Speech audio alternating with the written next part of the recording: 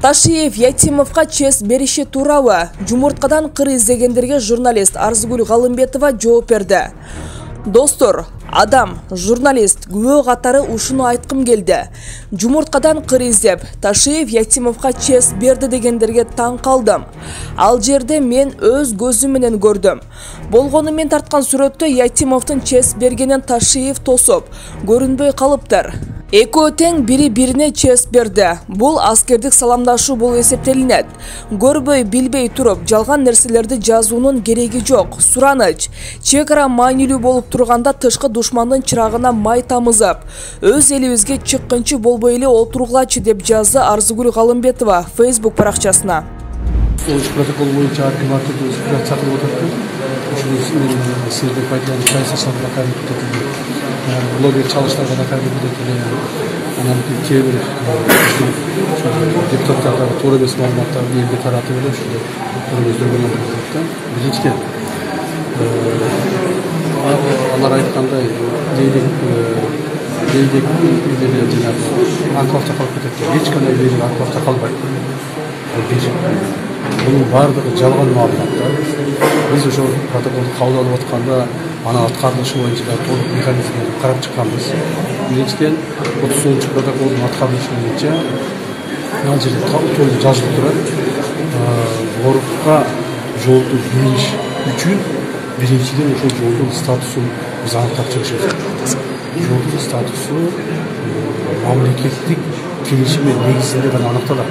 Ал жол кимдики болуш керек, кандай болуш керек, ким жалыш керек, узуну кандай болуш керек, ким алып кетиш керек, ким жүрүш керек. Бул бардыгы мамлекеттик чоң келишиме негизинде гана жүргүзүлөт. Мамлекеттик чоң келишим түзүлүп, ошондон кийин гана чечим кабыл алынат. Анан кийин азыр жанагы жогору жерден анклавдага биз эч качан анклавда калтырбайбыз. Ошол Рабат жолу менен дагы жол болот. Аксай Рабат жолу сөзсүз түрдө. 4 көчө менен дагы элге эч качан анклавда болбойт, сөзсүз өтүп турушат.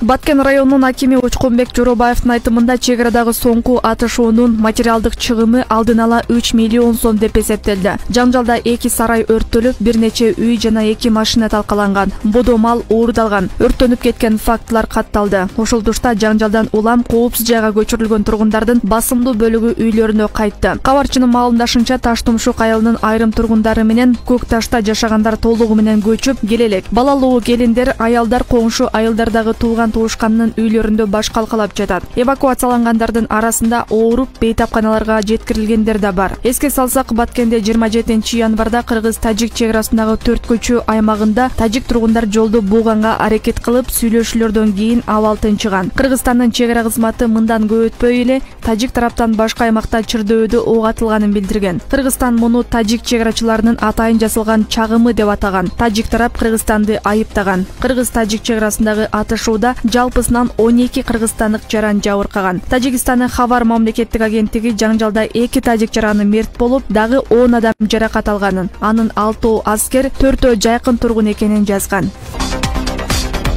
Баткен облустук ички иштер башкармалыгы Актатыр, Самаркандек, Көк Таш, Аксай, Орто Боз, Паскарык жана Таштумшук айылдарында соңку чек ара жаңжалынан улам убактылуу жабылган мектептерде окуу кайра башталганын, бала бакчалардын иши жанданганын билдирди. Окуучулардын коопсуздугун балдар менен иштеген инспекторлор көзөмөлгө алып, жеринде күчөтүлгөн тартипте иштеп жатат. Аталган аймактарда коомдук тартипти камсыздоо, чагымчыл аракеттерге жол бербөө максатында түшүндүрүү иштерин жүргүзүүдө деп айтылат маалыматта.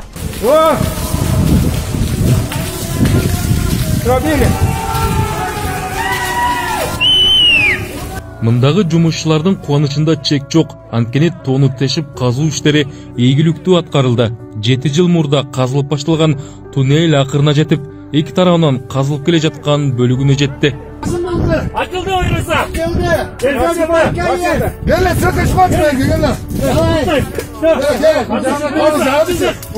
Түндүк түштүк альтернативдүү жолунун көк ар ташуусуна курулуп жаткан туннелдеги казуу иштери 2015-жылы башталган. Анын жалпы узундугу 3890 метр. Курулуш иштери эки тараптан тең аткарылып келе жаткан. Жумушчулардын жарымы түштүк тараптан, жарымы түндүк жагынан казуу иштерин баштаган. Кечээ 30 январда кичи туннелдеги казуу иштери акырына жетти.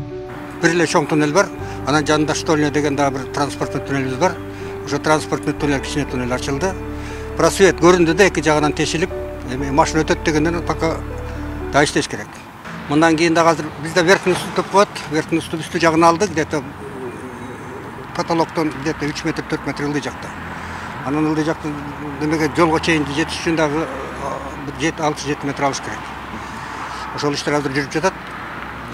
Андан башка дагы бул ачылышы менен эле машина өтүп кетет деген сөз эмес. Анан азыр металлический аркалар коюлуш керек, бетондолуш керек, алга катыш керек. Андан башка освещение, вентиляция деген дагы жумуштар бар. Ошолор бүткөндөн кийин анан бул туннелди штольня ачылды деп эсептесек болот.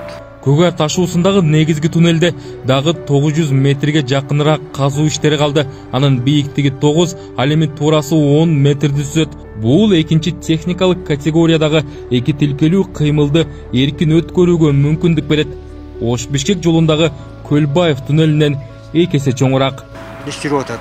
Бул туннелдин ачылышы биздин негизги туннелдин жумуштарынын тездешине шарт түзөт. Себеби биз анын ортосунан дагы тешип алып, баягы штольнядан основной туннелге. Нар жагынан дагы, бир жагынан дагы, төрт жагынан иштейли деп ойлоп атабыз. Ушундай багытта иштер жүрөт. Туннель толук качан бир ишке түшө турган? Эми биздин аракетибиз быйыл түшүрөлү деген ойдобуз, но возможно наркы жылга да өтүп кетиши мүмкүн деп ал бир топ нерселерден көз карандан, ичиндеги грунттан. Андан башка да кытайлардын көпчүлүгү азыр оруш кары жакшы болушуп атат да. Туннель куруу иштери бир топ убакытка кечиккен. Ушул тапта 200дөн ашуун Кытай жараны жана 20дай жергиликтүү тургундар иштеп жатат.